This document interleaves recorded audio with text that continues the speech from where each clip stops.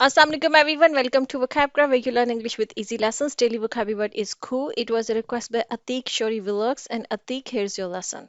Coup is a noun and it has two different meaning. The first meaning, a group of people seize power in a country. देखिए, coup ज्यादातर ये जो पहला मतलब है इसी में यूज होता है जब कुछ लोग मिलकर एक ग्रुप बना के वो किसी मुल्क की हुकूमत का तख्ता उलट दें। ठीक है, हुकूमत जो भी डेमोक्रेटिक हुकूमत उस मुल्क के अंदर है उसको साइड पे हटा के खुद हुकूमत पे काबिज हो जाएं, तो इसका मतलब है कि उन्होंने कू किया है। अच्छा, इसकी प्रोनाउंसिएशन कू है, इसमें पी साइलेंट होता है। ठीक है। अच्छा, अब ये ज्यादातर ये जो कू वर्ड यूज होता है ये मिलिट्री के लिए होता है कि किसी मुल्क की जो आर्म फोर्सेस हैं, जो उनकी मिलिट्री है, जो उनकी आर्मी है, वो क्या करे कि वो जो भी गवर्नमेंट मौजूद है वहां पे इस वक्त, उस गवर्नमेंट को हटा के, जबरदस्ती हटा के और खुद जो है ना गवर्नमेंट का कंट्रोल अपने हाथ में ले ले, तो इसको कहते हैं कि ये मिलिट्री कू हुआ है। ठीक है, मतलब कि उन्होंने हुकूमत को सीज कर दिया है, अपने हाथ में वो कंट्रोल ले लिया है, हुकूमत का तख्ता उलट दिया है जिसको हम बोलते हैं।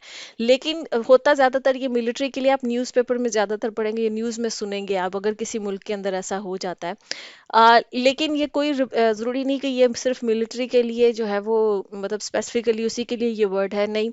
कोई रिबेलियस लोग किस्म के हो सकते हैं, रेबल्स हो सकते हैं। रेबल्स बागी लोगों को कहते हैं जो कि हुकूमत से खुश ना हो, उनके कोई इख्तलाफ हो और वो इतनी पावर अपने अंदर ले आए कि वो किसी भी मुल्क की, किसी भी जगह की डेमोक्रेटिक जो गवर्नमेंट है उसको हटाएं और हटाकर जो है ना हुकूमत पे कब्जा कर ले। तो इसका मतलब है कि उन्होंने कू कर दिया है। ठीक है, ये कोई भी हो सकते हैं, लेकिन नॉर्मली हम जो अभी तक न्यूज़ में इधर उधर सुनते हैं, ज़्यादातर ये जो है ये मिलिट्री ही कुछ मुल्कों में करती है और उसके लिए ये कू वर्ड यूज़ होता है। लेकिन मिलिट्री के अलावा भी अगर कोई इतना स्ट्रॉन्ग किस्म का लोगों का कोई ग्रुप बन जाए कि वो इस चीज़ में कामयाब हो जाए कि वो उस जगह की हुकूमत का तख्ता जो है वो उलट दें और वहां पर उसको कब्जा कर ले, तो इसका मतलब है कि उन्होंने कू किया है। ठीक है।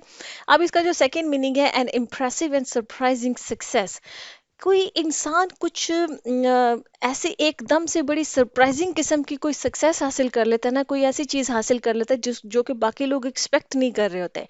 वो बड़ी सरप्राइजिंग किस्म की अचानक से मिले, वो बंदा हासिल कर ले, या और वो सबको सरप्राइज कर दे, ये बड़ी इंप्रेसिव किस्म की हो, उसको भी कू कहते हैं। जैसे कि फॉर एग्जांपल किसी आप चैनल की एग्जांपल ले लें, कोई चैनल है, वो नया नया आया है। अब जाहिर है कि उसको अपनी एक पहचान बनानी है और वो किसी तरह से मैनेज कर लेता है कि वो मुल्क के प्रेसिडेंट के साथ या प्राइम मिनिस्टर के साथ जो इंटरव्यू हासिल करने में कामयाब हो जाता है।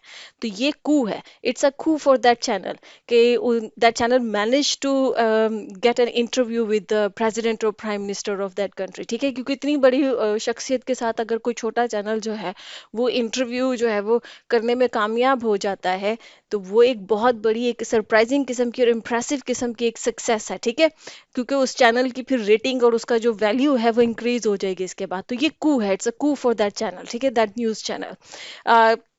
इसी तरह से अगर आप कोई इंसान है, वो किसी तरह से उसकी शादी हो रही है और वो अपनी वेडिंग में किसी बहुत बड़ी सेलिब्रिटी को इनवाइट करने में कामयाब हो जाता है कि वो सेलिब्रिटी आ जाती है, तो ये उसके लिए कू है। It's a coup for that person to be able to invite that celebrity to attend his wedding. ठीक है, कि वो इसमें कामयाब हो जाता है, तो it's a coup for that person. ठीक है, क्योंकि फिर क्या होगा कि उसकी उसकी जो शादी है वो एक किस्म की एक बहुत बड़ी वो न्यूज़ की चीज़ बन जाएगी कि फलां सेलिब्रिटी जो है वो उसकी शादी पे गया और वो शायद इनके आपस में दोस्ती है, लोग स्पेकुलेट करने लग जाते हैं, लोगों की अटेंशन चली जाती है ना, तो एक किस्म की न्यूज़ बन जाती है।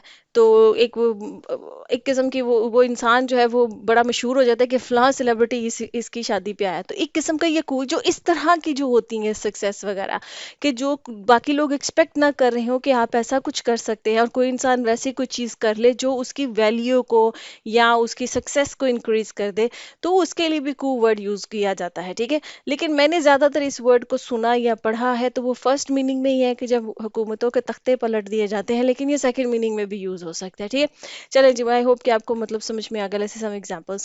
Our first example is people came came on roads to fail an attempted military coup, ठीक है, किसी मुल्क में कोई मिलिट्री कू करने लगी, हुकूमत का तख्ता पलटने लगी, तो लोग सड़कों पे आ गए और सड़कों पे आके उन्होंने उस अटेम्प्टेड मिलिट्री कू, वो जो कोशिश की जा रही थी मिलिट्री कू करने की, उसको फेल कर दिया, ठीक है। A second example is the court sentenced 12 rebels to death who tried to stage a coup against the government. कि कोर्ट ने क्या किया कि कोई 12 रेबल्स कहते हैं बागी लोगों को, कोई 12 बागी लोग थे जिन्होंने मतलब स्टेज करने की कोशिश की, कू करने की कोशिश की गवर्नमेंट के अगेंस्ट, ठीक है, कि गवर्नमेंट को हटाने की कोशिश की, कामयाब नहीं हुए क्योंकि उन्होंने कोशिश की थी, उस कोशिश में तो कोर्ट ने बाद में उनको सेंटेंस टू डेथ कर दिया। सेंटेंस टू डेथ का मतलब होता है सजाए मौत दे देना, ठीक है, तो उनको सजाए मौत दे दी कि उन्होंने कू करने की कोशिश की थी। Third example is it is a great coup for her to get a lead role in the play, कि कोई नई एक्ट्रेस हो सकती है और उसके लिए ये बहुत बड़ी कू की बात है कि उसको किसी प्ले में या किसी मूवी में, किसी फिल्म में उसको लीड रोल मिल गया, क्योंकि वो न्यू एक्ट्रेस है, नई नई आई है और उसके लिए इतना बड़ा रोल ले लेना, हासिल कर लेना, ये एक किस्म का कू है, ये बड़ी इंप्रेसिव किस्म की, एक बड़ी सरप्राइजिंग किस्म की सक्सेस है उसके लिए, क्योंकि उसके करियर में फिर जाहिर बात है कि ये चीज़ जो है वो बहुत उसको फ़ायदा देगी आगे जाके। Okay friends, lesson has come to the end. I hope this lesson was useful. If you like this lesson, can you subscribe to my channel, share this video, I see you next lesson. Allah Hafiz.